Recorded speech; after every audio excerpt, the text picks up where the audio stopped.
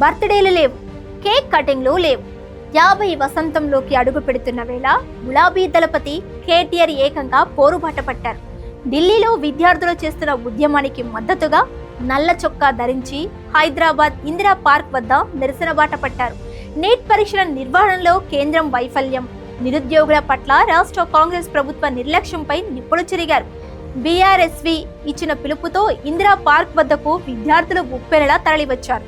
Neat వివాదానికి బాధ్యత వహిస్తూ కేంద్ర విద్యాశాఖ మంత్రి ధర్మేంద్ర ప్రధాన్ తక్షణమే రాజీనామా చేయాలంటూ కేటీఆర్ డిమాండ్ చేశారు. ఇదే వేదికపై నుంచి అందరూ మమ్మల్ని పెయిడ్ ఆర్టిస్టులు అంటున్నారు, కానీ నేను నీట్ రాసిన విద్యార్థిని అంటూ ఓ స్టూడెంట్ కన్నీరు మున్నీరుగా చేసిన వ్యాఖ్యలు ఇప్పుడు 2 తెలుగు ప్రభుత్వాలను ఉక్కిరిబిక్కిరి చేస్తున్నాయి.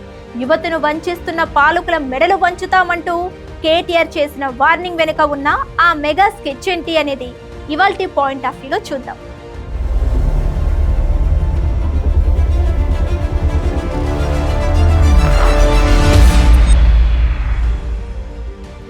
Hi hello, welcome to Khyati corrects. నేను సిరి.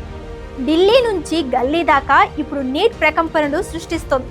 దేశ రాజధానిలో స్టూడెంట్స్ చేస్తున్న పోరాటానికి బీఆర్ఎస్ పార్టీ సంపూర్ణ మద్దతు ప్రకటించింది.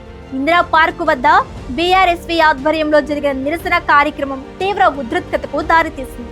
తన 50వ పుట్టినరోజు వేడుకలకు దూరంగా ఉండాలని నిర్ణయించుకున్న కేటీఆర్ విద్యార్థి ఉద్యమానికి అండగా నిలుస్తూ నల్ల చొక్కాతో దీక్షలో కూర్చొని అందరినీ ఆశ్చర్యపరిచారు.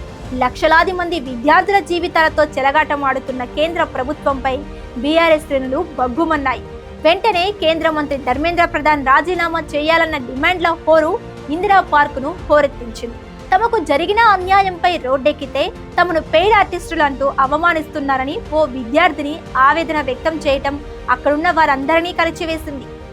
ఇందిరా పార్క్ ధర్నా వేదికగా కేవలం కేంద్రంలోని బీజేపీ మాత్రమే కాదు, రాష్ట్రంలోని అధికారంలో ఉన్న కాంగ్రెస్ ప్రభుత్వం పైన కేటీఆర్ తీవ్ర స్థాయిలో విరుచుకుపడ్డారు. ఎన్నికల ముందు యువతకు, నిరుద్యోగులకు అలవి కాని ఆచరణ సాధ్యం కాని హామీలిచ్చి గద్దెనెక్కిన తరువాత ఏ రకంగా మోసం చేస్తున్నారో ఆయన ఎండగట్టారు. జాబ్ క్యాలెండర్, నిరుద్యోగ భృతి పేరుతో పబ్బం గడుపుకుంటున్న పాలకుల తీరును తప్పుబట్టారు. తప్పుడు వాగ్దానాలతో అధికారంలోకి వచ్చిన ఈ 2 ప్రభుత్వాల మెడలు వంచే దిశగా యువతను కార్యోన్ముఖులను చేయాలని కేటీఆర్ పిలుపునిచ్చారు. ఇదే క్రమంలో భవిష్యత్తులో బీఆర్ఎస్ మళ్లీ అధికారంలోకి రాగానే విద్యార్థుల కోసం ఎలాంటి కార్యక్రమాలు చేపట్టబోతుంది, ఉద్యోగాల భర్తీ, పరీక్షల నిర్వహణలో ఎలాంటి పారదర్శకమైన సంస్కరణలు తీసుకురాబోతుందన్న దానిపై కేటీఆర్ స్పష్టమైన ప్రకటన చేశారు. ఇది ఇందిరా పార్క్ సాక్షిగా బీఆర్ఎస్ కేంద్ర ప్రభుత్వంపై చేసిన అటాక్ అని చెప్పుకోవాలి. తన బర్త్డే నాడే వేడుకలను పక్కన పెట్టి కేటీఆర్ స్వయంగా రంగంలోకి దిగటంతో గులాబీ శ్రేణుల్లో, విద్యార్థుల్లో సరికొత్త జోష్ కనిపించింది. మరి ధర్మేంద్ర ప్రధాన్ రాజీనామా కోసం కేటీఆర్ చేసిన డిమాండ్ పై కేంద్రం ఎలా స్పందిస్తుంది? కాంగ్రెస్ కు వ్యతిరేకంగా నిరుద్యోగులు వేస్తున్న అడుగులు రాష్ట్ర రాజకీయాలను ఎటువైపు తిప్పుతాయి అన్నది ఇప్పుడు అత్యంత ఆసక్తికరంగా మారింది.